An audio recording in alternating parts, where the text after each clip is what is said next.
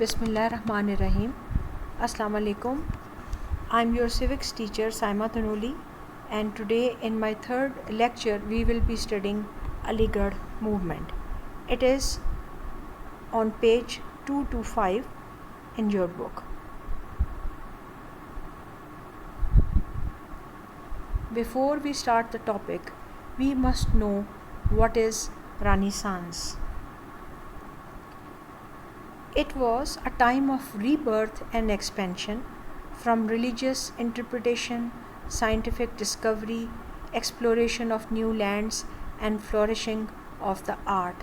Basically, it is a time period that was in the 1400th century in Europe, that in the fields of arts, science, literature, everywhere more innovation, modification and improvement और modernization was made. चीज़ों को और बेहतर से बेहतर बनाया जा रहा था, उनको और बेहतर आगे लेके जाया जा रहा था. Muslim Renaissance in the subcontinent, when we talk about this, it was basically in the later half of the 19th century. There were many movements, religious movements under the leadership of Shah Waliullah, jihad movement under the leadership of Syed Ahmad Shaheed Barelvi, Haji Shariatullah and Dadu Mian, and cultural movements. In cultural movements, we have the most important name of many poets like Ghalib, Mir, and writers and leaders and educationists, and the most important name is of Sir Syed Ahmad Khan. Muslim Renaissance was a literary and cultural movement.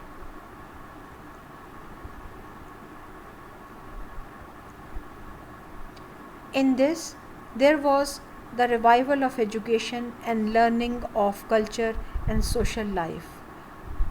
Great poets like Ghalib, Hali, Mir Taqi Mir, writers, educationists and social reformers and leaders, they were working to enhance and modify the education, literature, arts, poetry and everything. Sir Syed Ahmad Khan, he was basically an educationist and a very enlightened person. Sir Syed Ahmad Khan was of a noble family and was born on 17th October 1817 in Delhi. He got his early education from his maternal grandfather Khwaja Fariduddin, who was for 8 years Prime Minister at the Mughal court. Khwaja Farid was a distinguished scholar and the only mathematician in his time. Sir Syed Ahmad Khan received education in Holy Quran, Arabic and Persian literature. He also acquired excellence in history, mathematics and medicine. Sir Syed developed a profound love for learning, which enabled him to guide his people in the intellectual and political fields. That is the reason that we have this revivalism in the subcontinent. Sir Syed Ahmad Khan awakened the Muslim to animate their dormant spirit in order to put up a resolute struggle for the revival of their past position of eminence, ताकि मुसलमान अपनी जो एक आला शान और एक बड़ी एलीट प्रेस्टिजियस स्टेटस रखते थे सब कॉन्टिनेंट में प्रीवियसली, उसको वो मेंटेन कर सकें. When he completed his education, he was invited in the emperor's court, but he refused to work there. Rather, he started his career as a civil servant, and he started his career in the East India Company as a clerk. He witnessed the downfall of the Mughal Empire, and because of that, he was very much disheartened. We can say the 1850 57 revolt was one of the turning points of Sir Syed Ahmad's life. He clearly foresaw the imperative need for the Muslim to acquire proficiency in the English language and modern sciences if the community were to maintain its social and political identity, particularly in northern India. At that time, especially after this war of independence, sir Syed Ahmad Khan ने ये feel किया कि मुसलमानों के लिए बहुत ज़रूरी है कि वो अपनी एजुकेशन जो है उसको हासिल करें और specially the English education because of that they were lacking behind in the government jobs, as after the revolt all the government or key position from the Muslim was taken away and given to the Britishers, as they were more qualified and educated and taking up this English language. So it was important for the Muslim to go and get this English education. He witnessed the downfall of the Mughal Empire, and at the same time he witnessed the degradation of the Muslims as well, जिसमें मुसलमानों की बदहाली को देख के, उनकी तालीम से दूर जाने को देख के उसके बाद he was very much disappointed. Objectives of Sir Syed's effort to bring about conciliation among the Muslims and the Britishers, as he was a very close person to the Britishers, and he has been serving in this East India Company in different capacities, and the British paid him a lot of respect, as during this war of independence he also saved the life of many Britishers, children and old people and women. So the Britishers highly regarded him and respected him. So he tried his best to bring a kind of patching up or create a kind of understanding among the Muslims and the Britishers.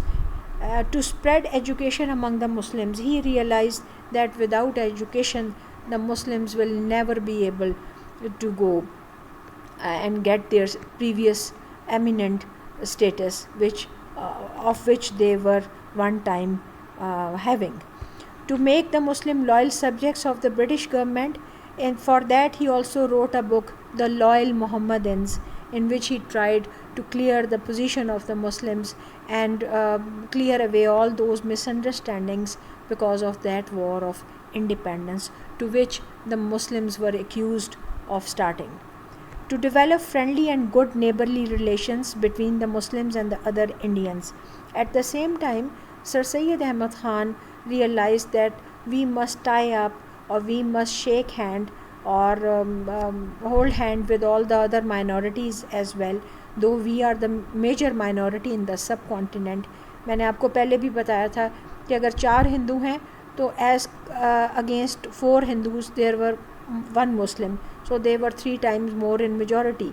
But we being the major minority, हम अक़लियत थे, हम कम थे, मगर हमारी जो population थी Muslims की वो फिर भी बाकी सारी माइनॉरिटीज़ से बहुत ज़्यादा थी. So we must have good relation with other minorities. Factors that are responsible or factors which are behind Aligarh Movement, educational backwardness. As I have told you earlier that Sir Syed Ahmad Khan was very much disturbed with the state of affairs and especially the Muslim condition. After the war of independence, the Muslims stopped sending their children to European schools because they disliked the British and the English language. Automatically उनकी government को आके उनके empire को Britishers ने ख़त्म कर दिया था. एज अ रिटेलिएशन मुसलमान उनसे नफ़रत करने लग गए और उनसे दूर चले गए और उनकी तालीम से भी. Sir Syed Ahmad Khan took notice of this situation and opened educational institutes for Muslims. Need for better social status, or we can say economic distress of the Muslim community. Educational backwardness of the Muslims deprived them of the government jobs which were occupied by the Hindus. The economic plight of the Muslim led to the Aligarh Movement.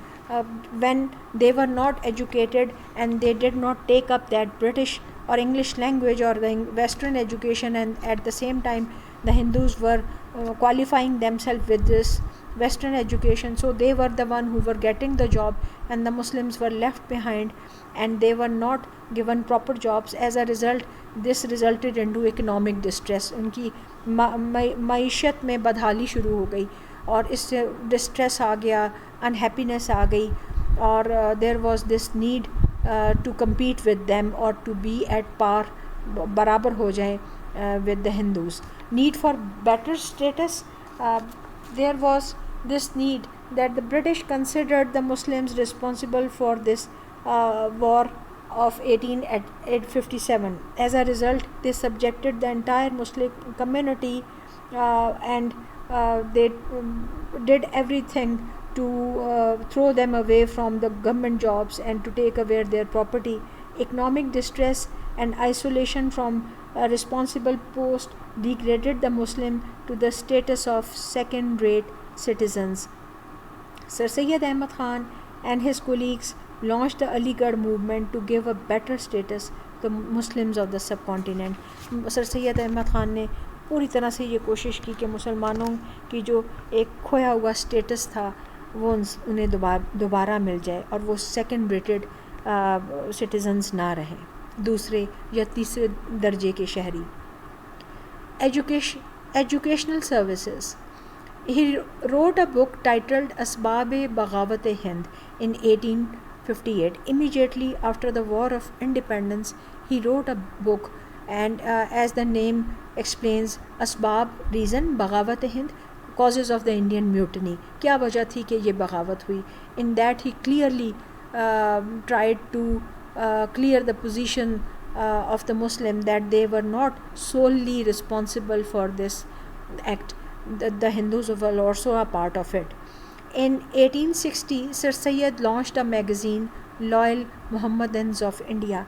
इन्होंने एक magazine लिखा जिसमें clearly again उन्होंने मुसलमानों की loyalty towards the Britishers explain की. To bring the Britishers and the Muslims closer to each other, he wrote a number of books. उन्होंने बहुत सारी बुक्स लिखी जिसके थ्रू उन्होंने मुसलमानों की और ब्रिटिशर्स को करीब लाने के लिए, जिसमें तहकीक लफ्ज़ नसारा, ताबीनुल कलाम है, a commentary of the Bible, Risala Ahkam Taamul अहले किताब एंड अलीगढ़ इंस्टीट्यूट गैजेट है. और इसके थ्रू इन्होंने रिकॉन्सिलिएटरी एफ़र्ट्स की जिससे ब्रिटिशर्स का जो व्यू पॉइंट है अगेंस्ट द मुस्लिम्स वो क्लियर हो. Specially in this book that is Tabyinul Kalam which is a commentary of Bible, जिसमें उन्होंने बहुत अच्छी तरह से वाज़े तौर पे एक कंपैरिजन दिया between the two religions, that is Christianity and Islam. Then establishment of schools at Moradabad in 1859 and Ghazipur in 1862. Sir Syed Ahmad Khan was basically a reformist. He was an educationist and he was very much in favor of the Muslim to go for higher education, especially the English language and the British education. So when he was posted in these two areas while working in this East India Company in different capacities, he established school in Moradabad and Ghazipur. Establishment of scientific society, again in 1863 he established this scientific society, and in this scientific society all the time he was trying to reawake the spirit of the Muslims, that is that they must go for higher education, and at the same time they must be awakened, their spirit must be awakened, that they must go to the previous position they had in the subcontinent as being the leaders and the rulers and as the elite people.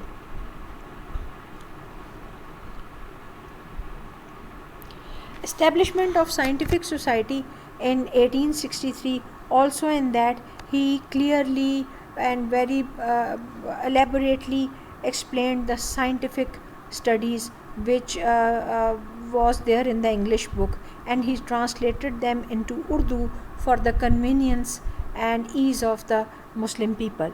Study of the British education, again in 1869 he went to England, and there he tried to study the educational system that was there in England, and he tried to implement it in the subcontinent for the Muslim.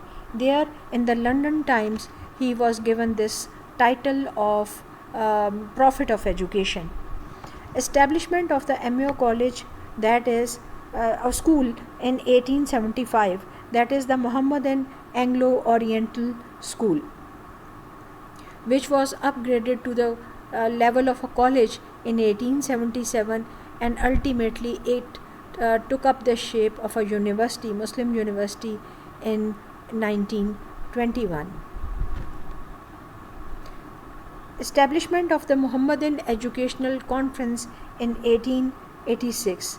In this conference, Sir Syed Ahmad Khan mostly he held annual conferences at different places and cities in India. At these annual meetings, Sir Syed and his colleagues used to deliver speeches and lectures which awakened the Muslims so that they must struggle for their previous positions, and they must work hard to be at par with the Britishers and the Hindus.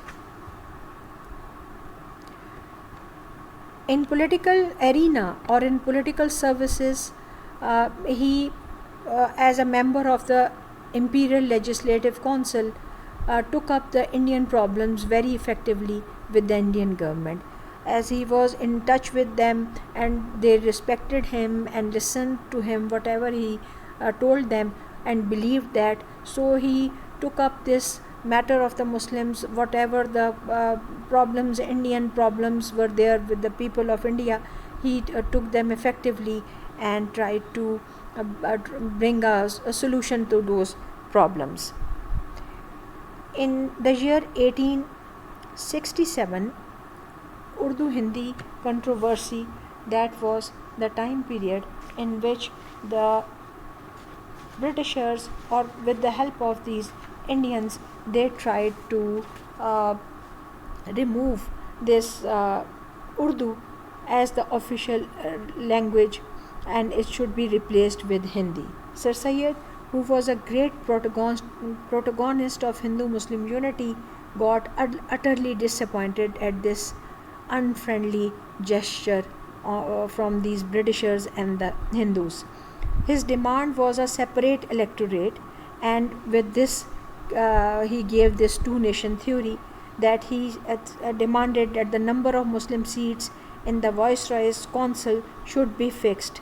The Hindu voters should elect Hindu members, while the Muslim members should be elected only by the Muslim voters. This is the time period, again in 1867, that we have this Urdu-Hindi controversy, and out of that emerged the two-nation theory, Do Qaumi Nazriya.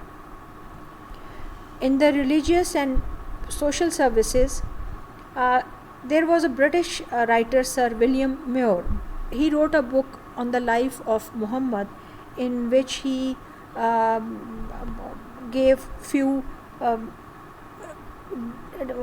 very bad remarks, degrading remarks against the Prophet, peace be upon him, to which Sir Syed Ahmad Khan cleared by writing a philosophical commentary, Tabeenul Kalam, in which he gave a comparison between the two religions, that is Christianity and Islam, and at the same time he made Sir William Muir apologize for what he wrote.